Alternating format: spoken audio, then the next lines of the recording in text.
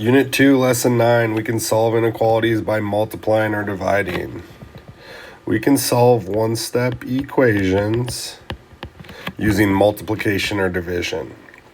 Now, this is a super important kind of rule. This is the main point of when we use this method, is that if we multiply or divide an inequality, which again, inequalities are these symbols, by a negative number, you must flip the sign, okay? Now let me just do a quick example of why. So let's say that we have 4 is greater than 2. We would all agree that that is true. Now let's multiply each of these by positive 2. Okay, 8 is still greater than 4. But what if I multiplied, so I have 4 greater than 2. What if I multiplied it by a negative 2? And if I do that, I get negative 8 is greater than negative 4, which, again, on a number line, that's not true. Negative 8 is smaller than negative 4. So in order to make this a true statement, I have to flip my inequality and say that negative 8 is less than negative 4. It's further away from 0. So the reason why is because, again, the more negative you go, the smaller your number gets. So let's look at an example. Multiply to solve an inequality. Solve each inequality, graph the solution. So I'm going to treat this inequality like an equal sign. And this tells me t divided by negative 4.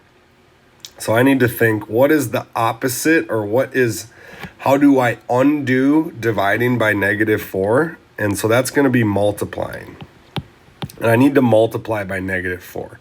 Now, a quick reminder, negative 4 divided by negative 4 equals 1. So that's why this is going to cancel out.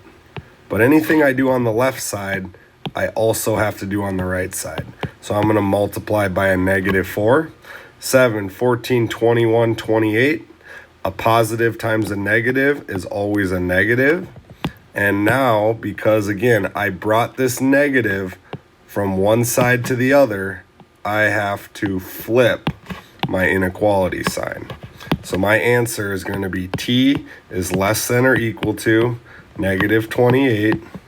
And if I graph that on a number line, I have negative 28, negative 27, and negative 29.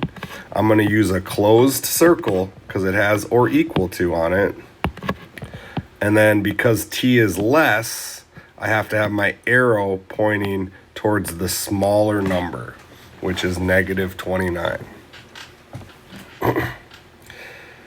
Now, if I were to look at example 2, I say, hey, m divided by 4. Well, to undo dividing by 4, I need to multiply by 4. And again, 4 divided by 4 equals 1. So I can cancel this out. So all I'm left with is m.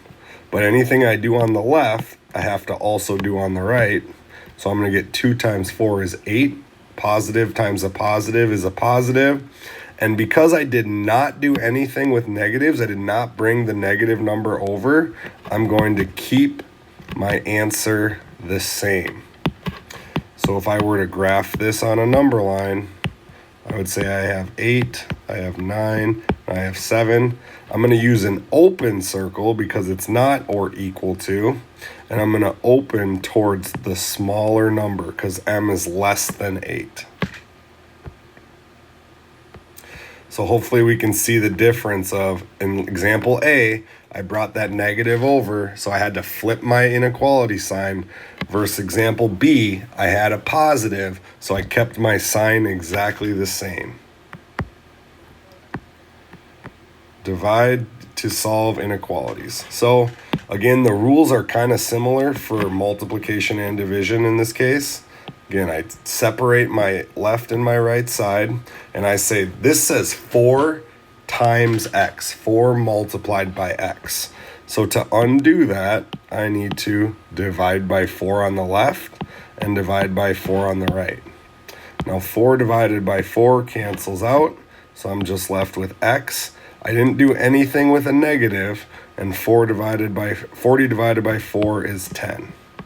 So if I have to graph this, I would say, okay, I have 10, 9, and 11, and I'm going to say that x is greater than 10 with an open circle because I don't have an or equal to.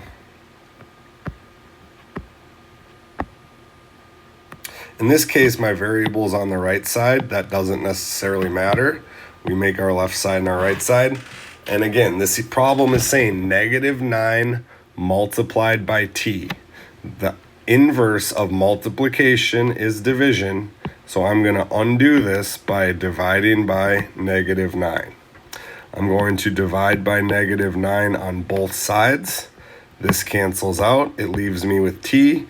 36 divided by -9, positive divided by a negative is a -4. And now I need to flip my sign because, again, I multiplied or I divided by a negative number.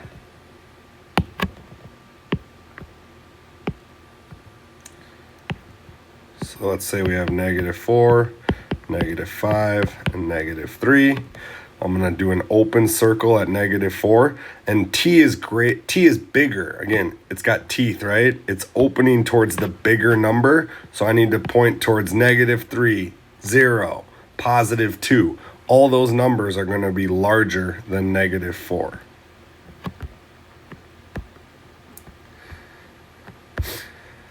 All right, let's take a look. An elevator can carry up to 2,500 pounds. Suppose the average weight of an adult is 150 pounds. What is the maximum number of adults who can safely ride in an elevator? So I know that, hey, if I get more than 2,500 pounds, it's not going to be safe. So whatever I do, it's got to be at least smaller than 2,500. So again, I'm going to open up towards 2,500 because I need anything to be smaller than that. Now it does say it can carry up to, so that means it can equal 2,500. So I'm going to have an or equal to on here. And then again, what is my kind of like slope, or what am I multiplying by? If each adult weighs 150, so let's say that 150A, and A equals adults. So now all I have to do is think, okay, I'm going to separate my left side and my right side.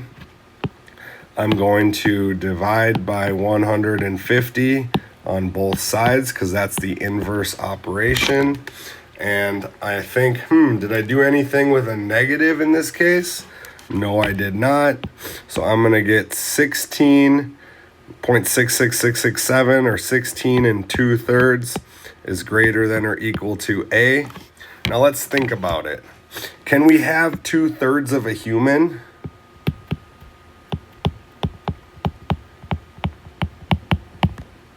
No. Okay. So again, in this real world example, I wouldn't say that my answer is 16 2/3. That doesn't make sense. I would say that my answer, the most adults that can ride in the elevator safely, is 16.